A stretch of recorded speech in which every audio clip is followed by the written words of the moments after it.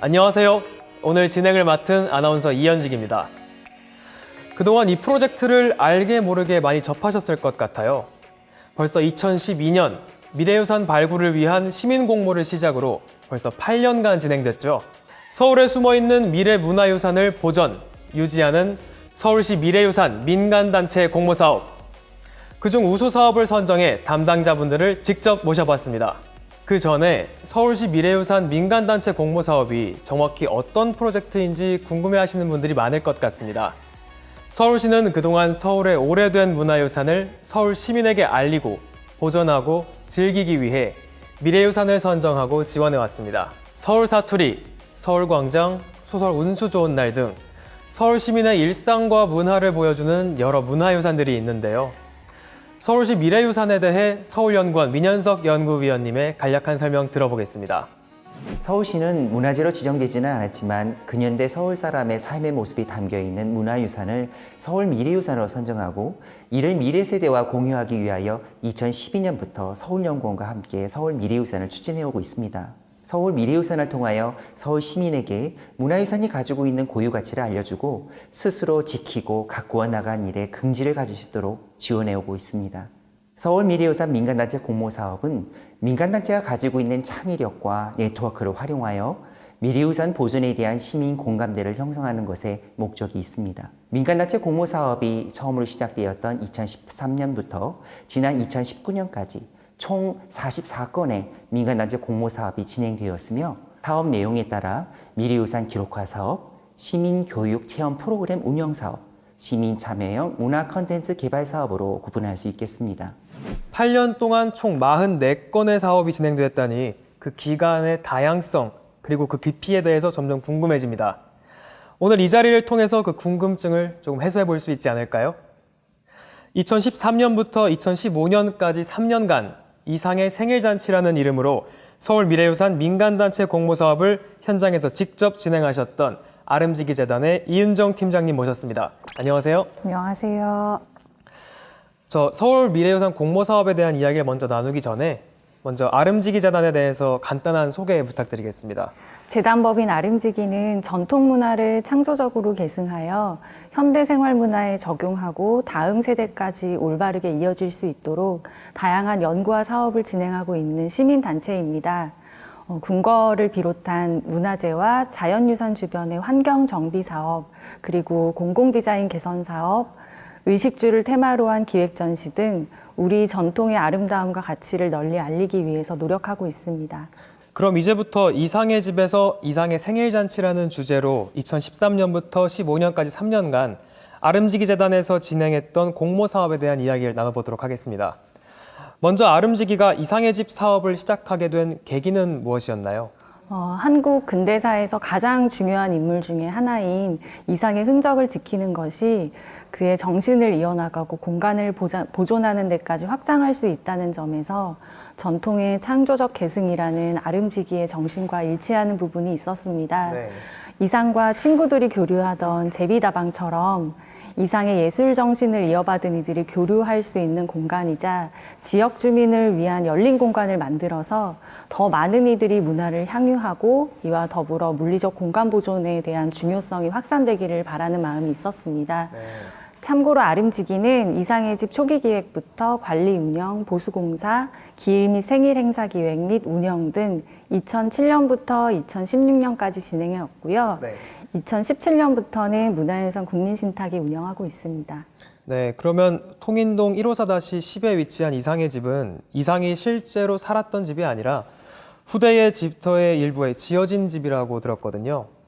이런 이유로 당시 공모사업을 진행하는 과정 중에 지역 주민을 포함해 서울 시민들에게 이에 대해서 잘못된 정보나 오해가 없도록 공지하는 일이 필요했을 것 같은데 어떻게 진행하셨나요? 한 인물을 기리고자 할 때 그가 살았던 집이나 사용했던 물건 등을 전시하는 것이 가장 일반적인 방식인데요. 이상의 경우에는 원고를 비롯한 유품이 남아있지 않습니다. 이상의 예술혼을 잇는 창조적 활동과 교류가 펼쳐지는 플랫폼을 만듦으로써 인물을 기념하는 방식을 실험해보고자 하였습니다. 이상의 집은 이상이 백부에게 입양됐던 3살부터 23살까지 살았던 집터의 일부에 자리하고 있는 한옥인데요. 그때의 흔적은 사라졌지만 이상이 올려다본 하늘과 그가 밟았던 땅이 있고 짧은 생의 대부분의 시간 동안 머물렀던 공간입니다. 이상과 관련된 구체적인 기록이 남아있는 유일한 물리적인 공간으로서 이 집터는 이제 그에 따른 가치가 있고 비록 이상이 살던 집은 아니었지만 오랜 시간 서촌의 풍경을 만들어 온 이 집도 보존하는 것이 의미가 있다고 생각했습니다. 아무래도 이곳을 찾는 분들은 당연히 이 집이 이상이 살던 집이라고 생각하시기 때문에 이상의 집에 상주하고 있는 도슨트가 집터의 역사에 대해서 자세히 안내해드리고 있습니다. 미래유산 공본사업의 지원을 받아서 제작한 리플렛과 홈페이지에도 집의 연역을 담고 있습니다. 그렇다면 3년간 공모 사업을 추진하시면서 매년 공모 사업 내용도 조금씩 바뀌어 나갔을 것 같은데요. 3년 동안의 공모 사업 내용을 조금 더 구체적으로 말씀해 주실 수 있나요? 네, 이상의 집은 2011년부터 2013년까지 임시 운영하다가 2014년에 공사를 마치고 재개관을 했는데요. 네. 다시 문을 열었다는 소식을 알리고 언제든 편안하게 들렀다 갈 수 있는 공간으로 자리매김할 수 있도록 기본적인 운영에 초점을 맞췄습니다. 2015년에는 공식적으로 이상을 기리고 기념하는 날에 동네 행사를 기획해서 대표 콘텐츠로 정착시키고자 했습니다. 매년 기일과 생일에 이상의 집에 가면 뭔가 벌어진다고 생각하실 수 있게요. 네.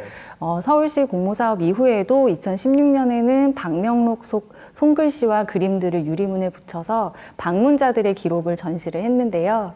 방문자들 한 분 한 분이 이상의 예술혼을 있게 하는 주체라는 것을 이야기하고 싶어서 기획하게 됐던 전시였습니다. 그렇군요. 그러면 건축가이자 문학가이기도 했던 이상을 위한 생일잔치라는 주제로 하나의 멋진 문화 콘텐츠를 재생산하셨는데 이런 문화 프로그램 기획 과정에 대해서 말씀해 주실 수 있으시겠나요? 이상은 문학뿐 아니라 건축, 디자인 등 매우 다양한 분야에 걸쳐서 두터운 팬층이 형성되어 있는 인물입니다. 3차원적인 공간 요소들을 텍스트를 통해서 풀어냈기 때문에 확장하면 영화와 음악에 이르기까지 다양한 분야에 지금도 여전히 영감을 주고 있습니다. 이상의 집의 아이덴티티와 방향성에 도움을 주시는 커미셔너로서 파주 타이포그라피 학교 날개로 계신 안상수 선생님께서 늘 기획에 참여하셨고 매해 분야별로 기획자를 모셔서 주제와 참여예술가 선정을 함께 진행했습니다. 텍스트로만 존재하는 이상의 세계를 어떻게 공연의 형식으로 보여줄 것인가, 기존의 작업들이 이상의 세계와 맞닿아 있는가, 다양한 분야와 서로 접속이 가능한가를 위주로 살폈고요. 기획자 참여 예술가들과 함께 이상의 삶을 이해하고 그의 작품들을 연구하는 작업부터 시작해서 각자의 방식으로 이상을 해석한 결과가 잘 표현될 수 있도록 돕는 것이 아름지기의 역할이었습니다. 아무리 잘 기획된 문화 행사라고 해도 봐주는 사람이 없다면 아무 소용이 없겠죠. 이상의 생일잔치 행사에는 지역 주민들이 항상 함께했다고 들었습니다. 하지만 지역 주민 관심을 유도하기 위해서는 많은 홍보에 대한 노력이 필요했을 텐데요. 어떤 방식으로 지역 주민들에게 이런 문화 행사를 알렸고 그리고 지역 주민들의 참여 정도와 반응은 어땠나요? 이상을 모르더라도 언제든 오셔서 편안하게 차를 마시면서 쉴 수 있는 지역 주민을 위해 열려있는 공간으로 친근하게 다가가는 것이 중요하다고 생각했습니다. 그리고 또 저희가 지역단체의 연구학술 모임을 위해서 무료 대관 프로그램을 진행을 했었는데요. 네. 지역 주민과 공간을 공유하면서 주민분들께서 이상의 집을 편하게 받아들여 주셨던 것 같습니다. 그렇게 오며 가며 안부 인사를 나누고 커피 한잔 하러 들르시기도 하고요. 나중에는 행사가 있으면 제일 먼저 오셔서 기다리고 계시는 분들도 계셨습니다. 또 이게 차츰 해를 거듭하다 보니 이곳에서 더 많은 문화예술 이벤트가 있었으면 좋겠다 하는 바람을 전해주시는 분도 계셨습니다. 아름지기 재단이 기획했던 이상의 생일잔치 같은 미래유산을 소재로 한 문화 콘텐츠 개발 사업을 준비하고 있는 사람들에게 해주시고 싶은 조언이 있다면 말씀해 주시겠어요? 미래유산의 보존과 유지는 시민들의 참여와 관심이 근간이 되기 때문에 시민들의 니즈를 끊임없이 파악하는 것이 가장 중요한 부분일 것 같습니다.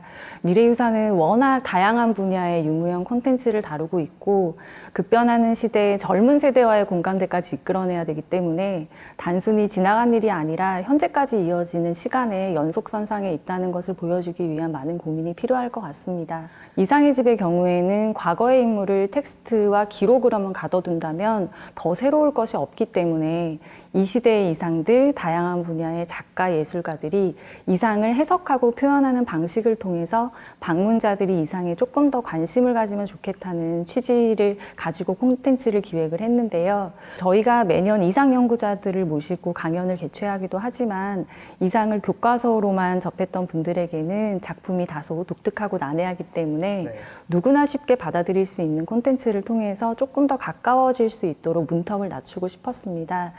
그렇게 해서 기획된 것이 생일과 기일 행사의 형식이었고요. 단 굉장히 다양한 분야의 여러 작가, 예술가들과 함께 작업을 하다 보니 그 어떤 것을 해도 좋지만 그것이 이상의 생애와 문학을 토대로 한 작업이어야 한다는 명제를 가지고 전체적인 맥락을 유지하는 것이 중요했습니다. 큰 틀이 정해져 있지 않으면 이것도 되고 저것도 되기 때문에 작은 결정들도 어려워질 수 있는 부분이 있는 것 같습니다. 네, 이상의 생애와 문학을 문학 콘텐츠로 재생산해서 사람들에게 좀 더 친숙하고 다양한 방식으로 다가가셨는데 마지막으로 이 사업을 마무리하고 그 소감 한 말씀 부탁드리겠습니다. 미래유산 공모 사업을 통해서 저희가 이제 초기에 운영하는 과정에서 많은 도움을 받을 수 있었고요. 앞으로도 이제 이 사업을 통해서 이상의 집처럼 의미 있는 공간들이 유지되는 데 많은 도움이 되었으면 좋겠습니다. 네, 감사합니다. 이번 미래유산 민간단체 공모사업 결과를 통해서 앞으로도 많은 분들이 우리 미래유산에 꾸준하고 깊은 관심을 갖게 되는 계기가 되었으면 좋겠습니다. 고생하셨습니다.